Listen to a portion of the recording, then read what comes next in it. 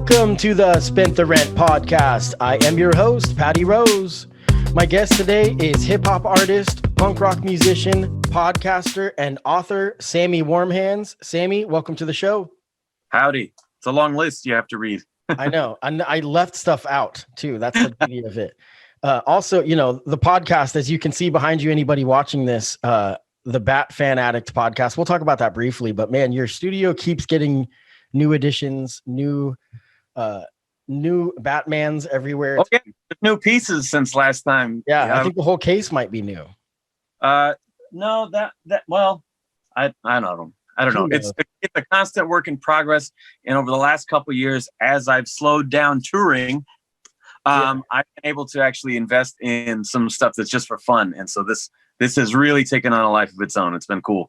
Yeah. So thanks for doing this. We've got a lot to talk about today.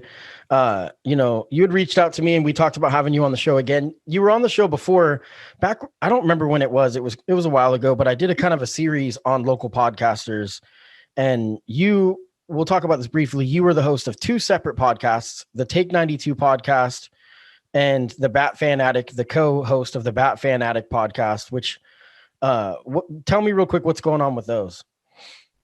So right now I'm on break from the Take 92 podcast. That one just celebrated its 5-year anniversary.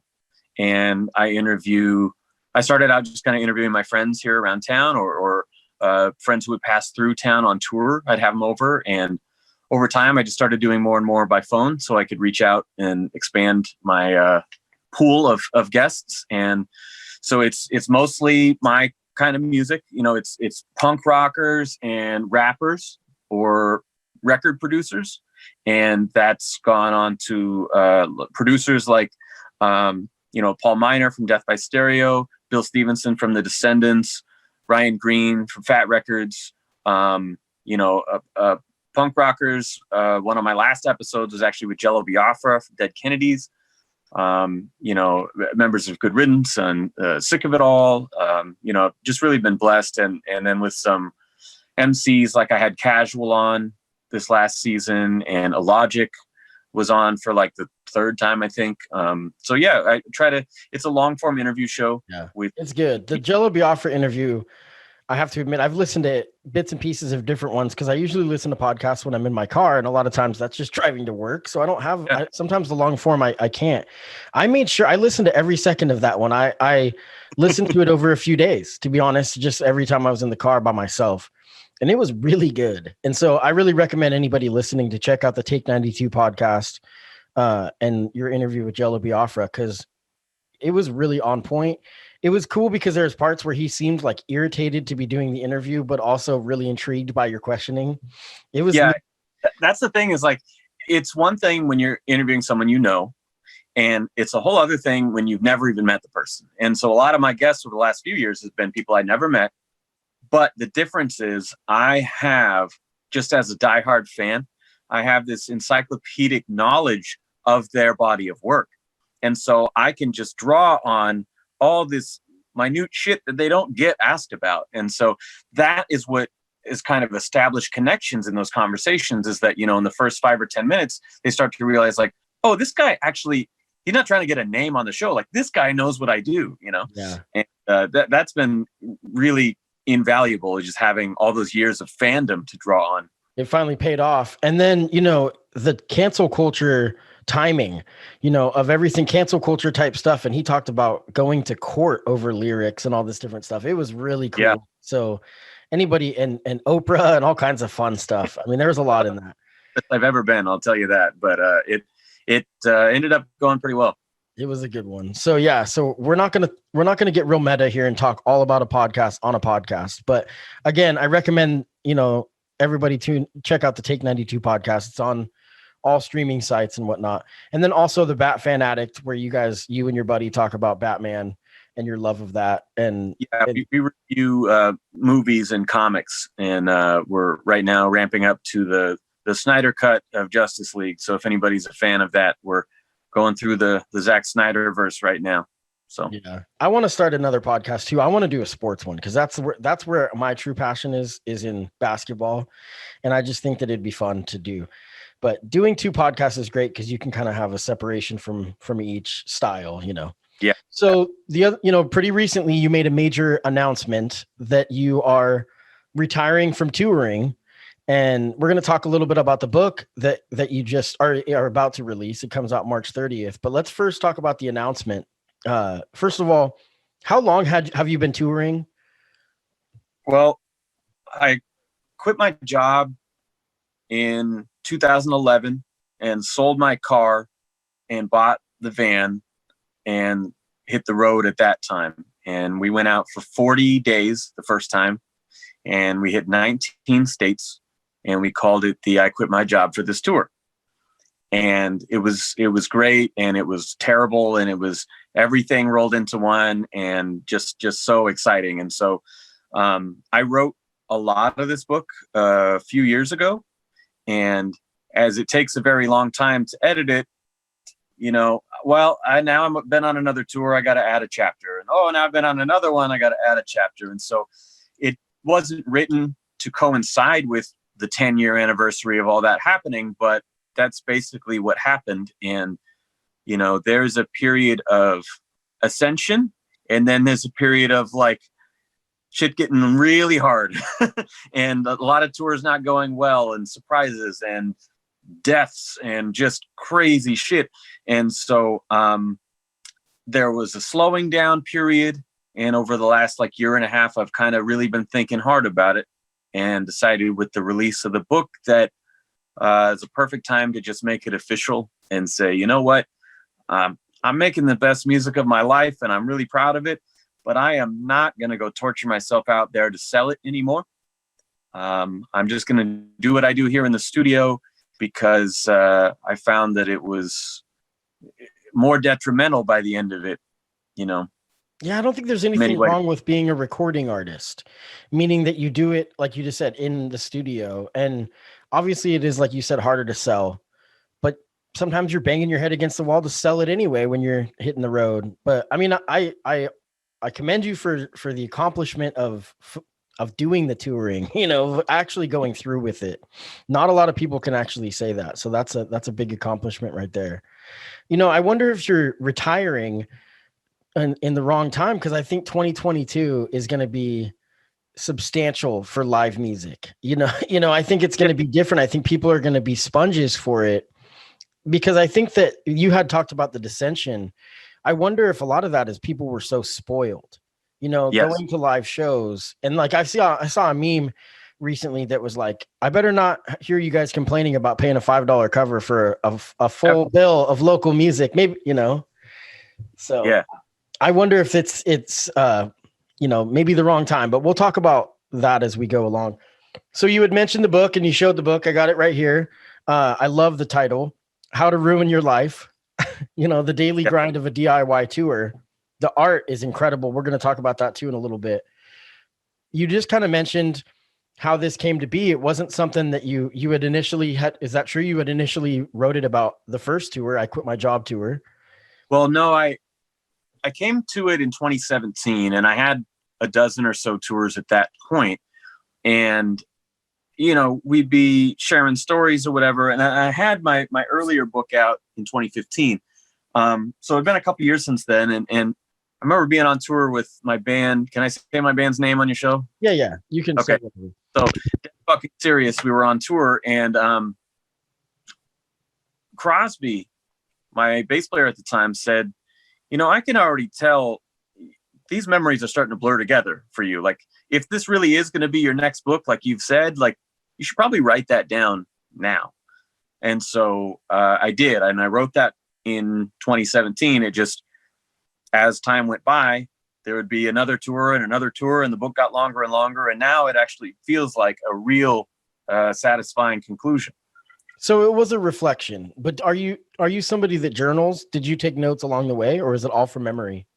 No, it is hard this time. The first book was mostly just, I remember all the early days of, starting a band and all those shows and dates and stuff. I just got it in here because those times are so precious to me, But this book was much harder because, again, if you played 7 shows in Boise. Okay, well, which one was that again where this thing happened? And so I had to use all the old Google Docs spreadsheets from what every tour had, like what city we were in, what venue we played, who was on the bill. I went through YouTube videos because when a lot of this stuff was happening, there weren't stories and Instagram and Snapchat, like that stuff didn't exist. And so we would film videos and edit it and post it to YouTube. So I was rewatching those. I went through as many photos as I could find, like backups from old iPhones and stuff. And, I just really pieced together the best, most detailed recollection I could. And then after that, I kind of edited it down to, the story. Yeah, there's some cool things in there. I like how you talk about your thrift store find or just your find on the tour, and each thing, each category, each tour has the lineup. It has your best show, your worst show, and then the record store find. The record store find. And that's really cool. City, we hit the record store. I mean, I have a very narrow interest in life, and nothing makes me happier than music and digging through the record store. And so if we get any extra time before load in, when we get to your city, I'm going to as many shops as I can. And so I had to include that in every chapter of like, what was the cool thing I found in that trip, Some of them are funny. I noticed that you mentioned a Christina Aguilera 12-inch LP. I did. Actually, I don't think I could show you easily. I got a cardboard cutout of her over there from CD World. That's beautiful. But Christina's a favorite, and there's a really funny story about that record in the book where if you've seen Seinfeld and you're a fan of that show and you remember George Costanza, his like kind of nude modeling pose that he did, we recreated that. Because now, if you're not familiar with touring, right, you're away from home a long time and you sort of adopt these long distance relationship rules. And so our wives and, whatever, we got to get creative and use technology to keep the love life happening, right? And so I thought it'd be funny to do it in a sarcastic way. And I laid out on the bed and I grabbed my Christina record and put it right over the middle there. God. And that photo's in the book. So that's awesome. Yeah. I'm sure only your wife wants to see that. So that's a beautiful thing. But yeah, there's some funny ones in there. I was talking to my booking agent, who's also a frequent tour mate, earlier, and he was making his way through the book right now, and he's like, dude, I can't believe some of the things that you're saying in this. Like, you kept it so real. And for someone who was there with me, I think that's good feedback for me of like, yeah, I'm trying to tell what actually happened and not just like make myself look good or, paint a certain picture, but like. No, it's beautifully written like I said, I'm not going to lie. I haven't had a chance to soak it all in, but from the little bit that I've been able to check out, I was enjoying it. And I'm not much of a reader, and I definitely know that I'm going to read this one from cover to cover. So now let's talk about the forward. Carnage the Executioner, who wrote the forward, it was super well done, and obviously when you're going to do an interview like this for a podcast, you're going to read the front and the back of it and then a little and thumb through it and whatnot. And tell me about that and what it meant to you. And what does it mean to you to have artists who you were inspired by become friends? Oh, yeah. I mean, that's been the greatest gift of this whole last decade is that, I set out as kind of this was my second win. Like my first band had broken up and things weren't going well. And this was kind of my second chance, and the greatest thing that came from it was not that I achieved my goal of, becoming a full-time musician for a living and, selling out clubs. That was not achieved, but what was achieved was not only rubbing shoulders and opening with some artists that have just been in my record collection forever, but the fact that, these people take notice of a certain thing you did or a line that you had or a song that you had and talk to you about your set. And then you kind of become friends and you do songs together and, now do tours together. And, it's been really the most gratifying part of all this, and the thing that kind of gives you juice, because when you're going and you're playing in Billings for 4 people who showed up that night, it's killing your soul. But like, then you get an email from so-and-so, it's like, hey, I got my verse for your song, what do you think of this? And it's like, wow, I can't believe that we got to do this. This is amazing. You know, like my new single right now is with Casual from Hieroglyphics, and it's our second song together. And, you know, like, that's a world-class MC, and for him to see what I'm doing and go, oh, okay, he's going to take it there, I'm going to take it here. And kind of, you know, hip hop is competitive when you're barring out, like trying to one up each other. And I talk about it on tour, or in the book, that on tour, me and Carnage and DJ Abilities, when the 3 of us were on tour together, we would call like who won that night, you know, like who won the crowd. And so that's just priceless. You know, I wouldn't trade that for anything. Well, and I mean, retiring from tour without becoming a household name does not mean that you haven't succeeded, you know, because I think that you are an artist's artist, a writer's writer. And I think, you know, I mean, you can really see it in his words that he has, that when he wrote in the foreword, that he has the utmost respect for you. So what Carnage wrote, I think it's really incredible. You know, he gave you some really strong praise, and I loved it reading that part.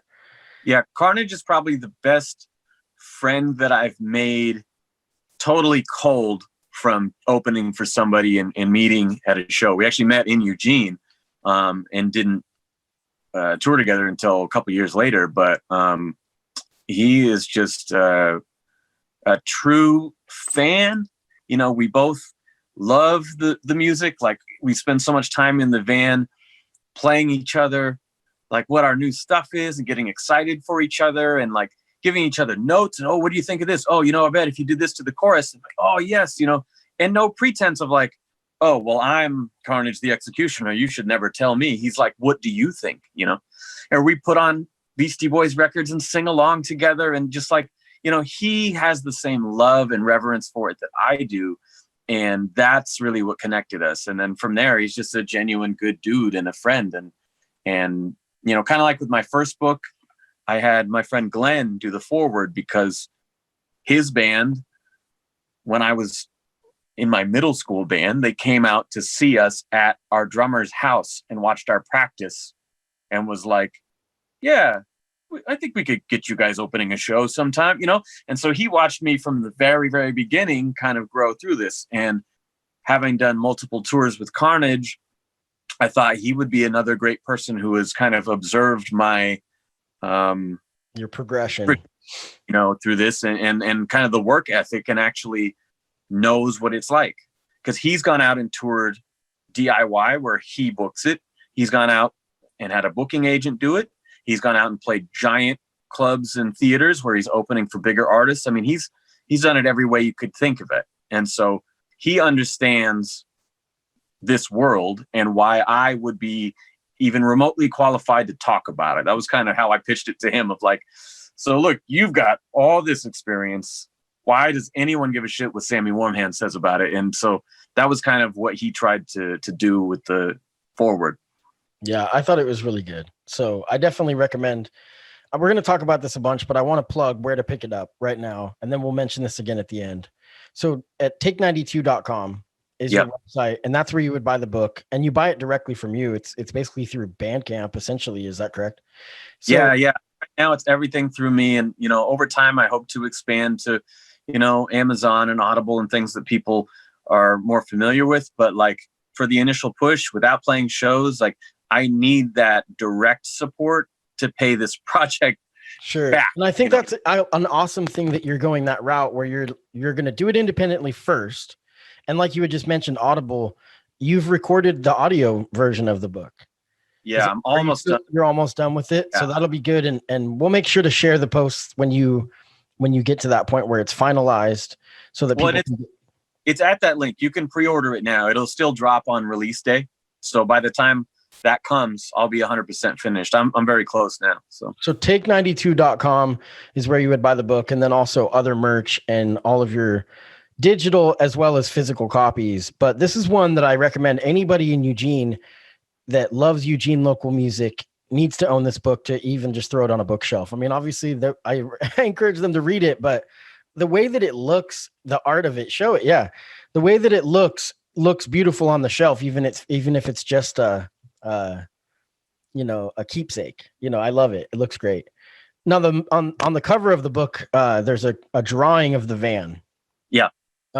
What is your take on the van now? Tell me about what the van is, and do you love or hate it? Oh, it's a deep love. I mean, the friendships forged and solidified on those long drives, and those lonely nights and just those deep personal conversations. It's kind of like when you're a kid and the talks you have after lights out, and, like just really getting to intimately know each other and making real human connections. And so, all of my tour mates that, we put in that time together, it was such a magical thing. And, sure, by the end we had breakdowns and problems and whatever that vehicles will have. But I mean, from it being with me from the first one, like quit my job, sell my car, and bought that van to do it. I branded it with my label logos and stuff. And, and every time we roll through town, people are like, oh, hey, and it's in the music videos and spending photo shoots that are in the albums. I mean, it's kind of become a little bit of an iconic thing for people that follow me. And I tried really hard. You had to buy these massive quantities. Otherwise, I was going to actually have a miniature little foam replica, like a stress ball version of the van, come with the book. But you have to buy so many that I couldn't get a small run. Yeah. How many miles do you know roughly from when you bought it to where it's at now? So yeah, this August will be 10 years since I've owned it, and I've put on more than 100,000 miles on it. All but 2 of the tours have been in that. And 2 of them were in my friend's RV.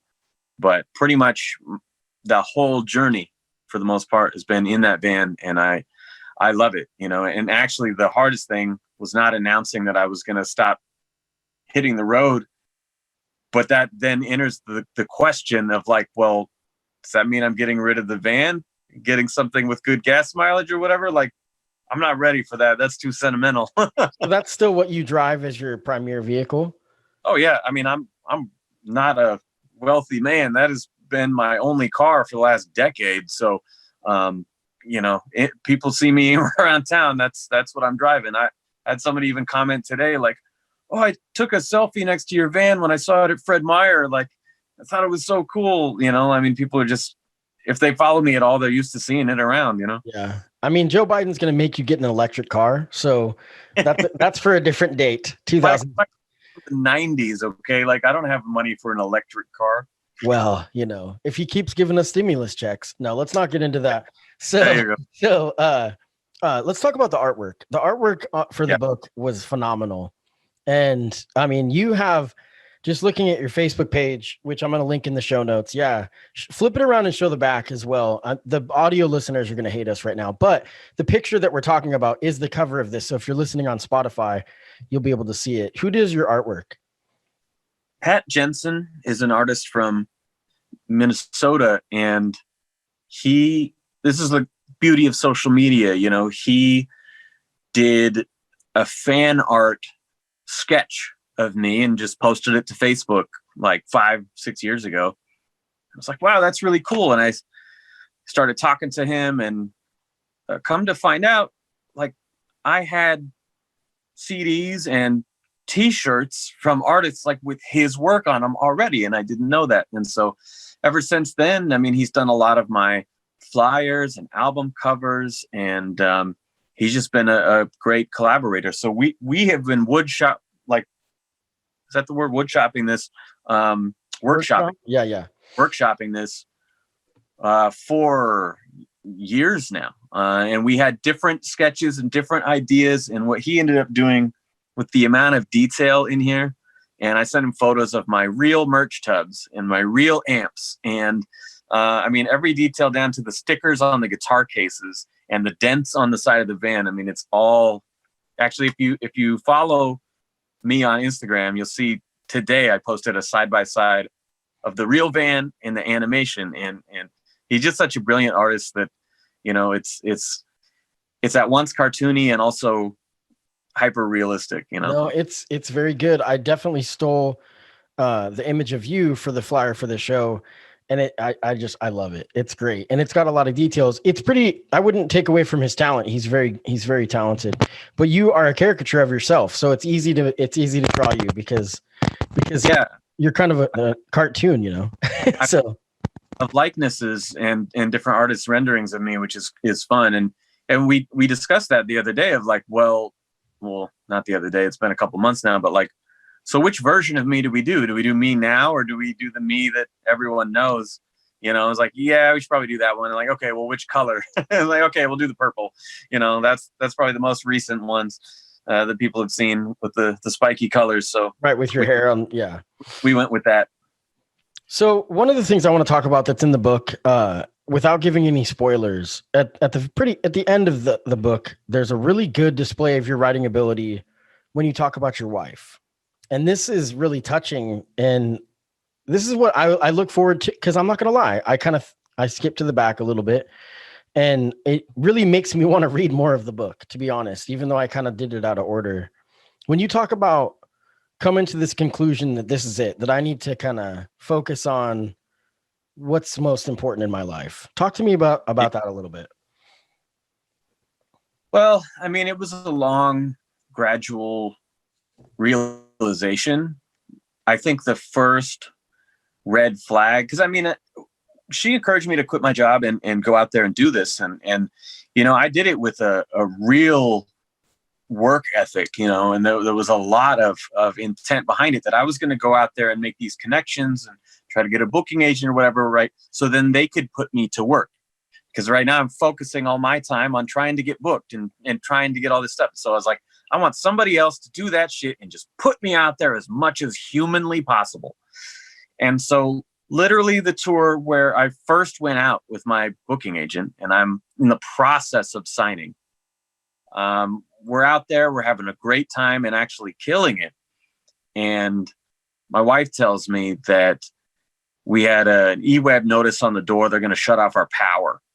Oh, and there's a letter in the mail. They're going to shut off our, I don't know, it was the internet or something else. We had like 2 or 3 at once. They're like, oh, they're going to cut us off. And she had insulated me from all that stuff for a very long time, because that was kind of what we had agreed. You know, she's like, dude, go put in the work, right? And we thought we'd do that for 2 or 3 years, but like, I didn't think it would be 10 years and not getting where I wanted to be. And so that was the first red flag of like, all right, I've been working 3 days a week for a while now, not contributing really at all. I'm going to go back from this tour. I'm going to pick up and do 4 days a week. I'm going to separate my tours a lot. I'm going to take over more bills at home. And so I took, I think, 10 months off, which was a long time at that point. And it was kind of the first of many steps of me just kind of realizing, like, this has taken so much longer than I thought. Like, I don't know, like, again, with all those great artists I've got to work with and creatively, you know, I have an amazing circle of artists that I get to associate with, right? And, you know, no different with the podcast either. But all those guys have the benefit of, you know, being around before when the industry was popping and people were dropping money on this shit, and the reach was huge and they had big labels, eyes on them, right? And so they have much, much smaller followings now too, but much smaller than they had on a very big level. So I am coming in late and never had that bigger following to then retain a portion of. It's just, there's just nothing there. And it was kind of a, well, you know, this, I'm working harder than ever and harder than anyone. And everyone tells me that, but it's not getting me the result I want. And it's causing me strains at home. So why would I want to continue to do this? I'm not even enjoying it anymore. Why would I continue to be miserable out here and lose money over and over again? Right. The one benefit is that not one, but the chief benefit is that every time I would do it, I would put out an album, tour once or twice, and I sold out of like 6 or more albums in a row doing that. Some of them even sold out of the reprints. And that was like, it was amazing, but it's also like the wrong message, because I'm saying, well, it's working, they're buying this shit, but just not enough to make it sustain. So, there's a lot of back and forth over many years of like, well, if I only work harder, then I can do it. So now retiring from touring doesn't mean that you've performed your last show. You'll be doing local stuff. Is that correct? Yeah, I imagine so. Not anytime soon necessarily, but there's this part in the last chapter where the last tour is concluded and I get invited to do a random show and I didn't want to do it. And I tell the story of how badly that played out and how I would just stop rapping and I would just talk to the audience, or I would just like gibberish through verses or something and wait for the chorus. And at one point I was just rolling around on my back on the ground, just doing a lyric like that, I did not fucking care. I just couldn't get into it. It was like, cool, I'm playing another show for 10 people when I didn't even want to come, and it's my birthday, and I would have rather been out with my wife or something, and so that is literally the last show I have played, and it was in 2019, and I find it hilarious that is the last time I ever played. I mean, my wife even mentioned that the other night. She's like, oh, I remember that. You did not give a shit at all. And apparently it was memorable, but that is the last time I've played. And I find that amusing given what we're talking about today. Sure. And, the time will come. Like I said, I think that 2022, I think before that, but definitely 2022, I think music and live performance is going to be booming. And so I think that there's going to be enough excitement to kind of get the juices flowing for you again. I can see some big stuff. I mentioned to a friend earlier today that it reminds me of a lyric I had on Arcane Amalgam where I said, speaking of my circle of friends who've been kind of the new veterans of the underground, right? People have been doing it the last 10 years or so. I said, is this the bench for the underground resurgence or the stench of the remains that came from under the furnace? Like, are we beating a dead horse here? Or is there going to be a change of tide and we're the ones left standing here, And I feel like both things could easily happen because we've become so much more accustomed to all the entertainment, all our devices at home, right, that keep us occupied. And that was part of the problem. It's hard to get people to leave the house anymore, right, especially to spend money when they've got 5 subscription services at home, right? And so that was part of it and will continue to be part of it. But there's also a hunger to go out and do anything again. So it could go either way. I'm still not sure what is going to happen or how long it will last if it does pick back up. So yeah, I could see some big stuff. Summer Jam was a thing back in the day where MCs would do small little short sets. And I could see stuff like that, hopefully like at a big outdoor venue like Cuthbert, where I'd love to see local music showcased on the Cuthbert stage, but that's a whole different conversation, but for something where there's 10-minute sets. And I just know that what happens is you get back on stage for that 10-minute set, you crush it, you get a response from the fans, and then you're going to be like, oh my God, I got to do something again. It's addictive. Well, yeah. And I'm not opposed to, doing a weekend of shows and, hitting Eugene, Portland, Seattle, or, going down to the Bay for a weekend or something. But what I'm done doing is just running myself to the ringer, going out there for weeks at a time, trying to sell these records. And the hard thing about it is that now it's like, okay, well, if my realm is digital, right? Okay, well, what do I have? I have new songs. I have, you can get your stuff covered in blogs. I got the podcast to promote and music videos. Well, when you drop new content, a certain number of people will like it, engage with it, repost it. But when you're going on tour, well, now you have 20 cities with 4 acts on the bill, and each one of them is going, hey, this guy's coming, we're playing, watch this. And so there's a built-in thing where I would only drop new releases and videos when I had a tour coming up, because I would see them underperform at other times. And then, well, now all these other people have a selfish interest. They're invested in that show. So they're going to share your shit for you and get the word out. So now I don't have that built in, and I'm seeing those numbers plummet again. So it's going to be a renegotiation of like, well, how does this work in only an online version, Right. Well, I recommend anybody listening to this, especially local people that appreciate local music, and any, musician would appreciate what's in the book, the stories on the road, to, go to take92.com to buy the book. The book is called How to Ruin Your Life: The Daily Grind of a DIY Tour. It's really cool. I'm going to definitely plow through it. I was really appreciating what I was reading. So, Sammy Warm Hands, author, like I said before, hip hop artist, punk rock musician, podcaster. I'm sure that you, have a lot of talents beyond that I could have added to the list. We're going to end this with a single. And like you had said, dropping new music. This is a big one. This is a really well-known artist that you wrote. This is the second song you've done with him. Is that correct? Yeah, this is Redefine the Flow Part 2.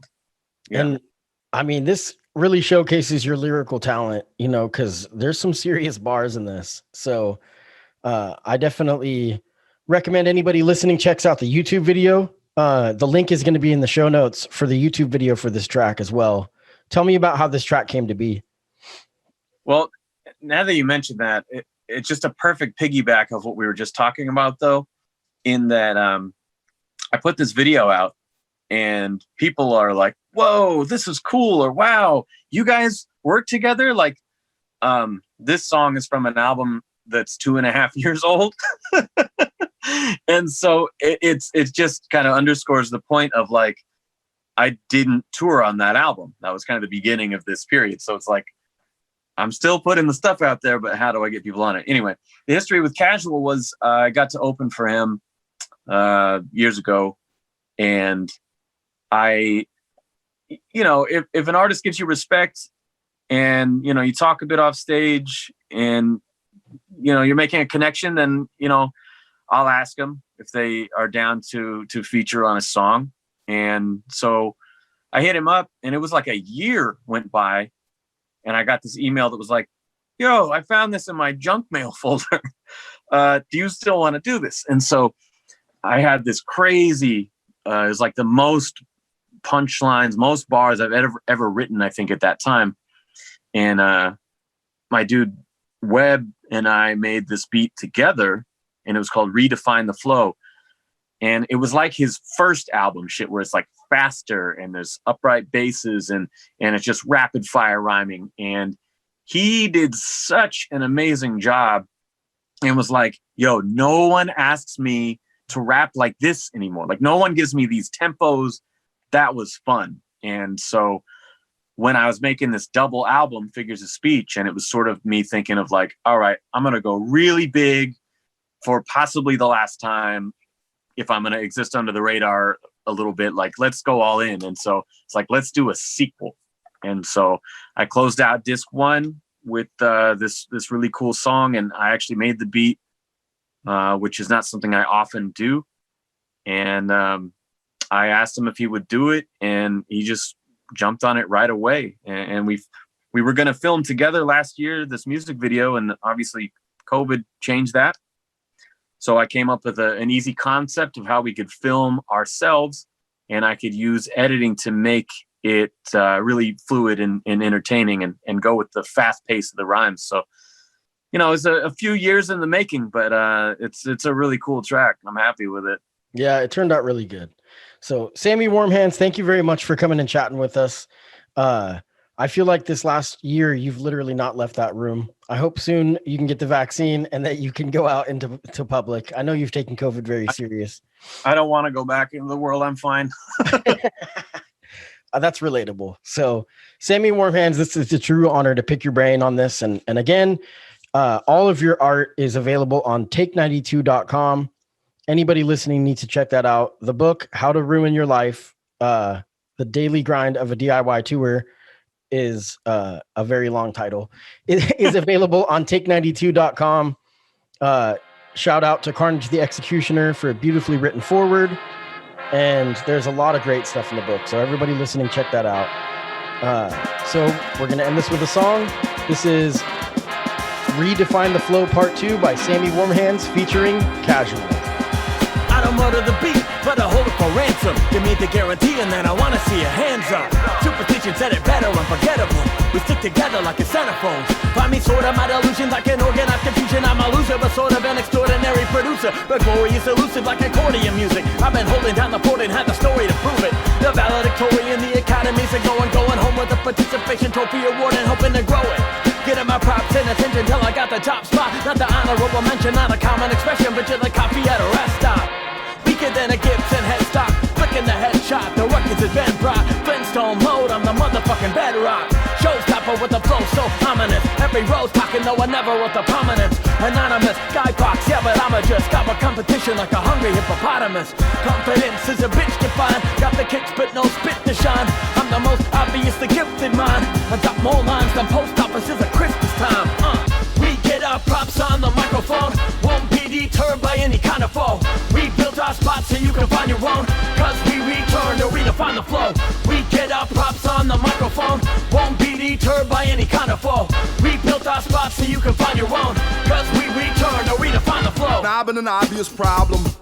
When a dominant rhymers vomiting homonyms honor them. Rappers project my image, that's a hologram. You hollow fam, damn seen through it on the sonogram. My family ain't going for the Grammy though. These underground break beats. Say Sammy, yo, hand me the microphone whenever you see me. Watch MCs escape, wait, Harry Houdini.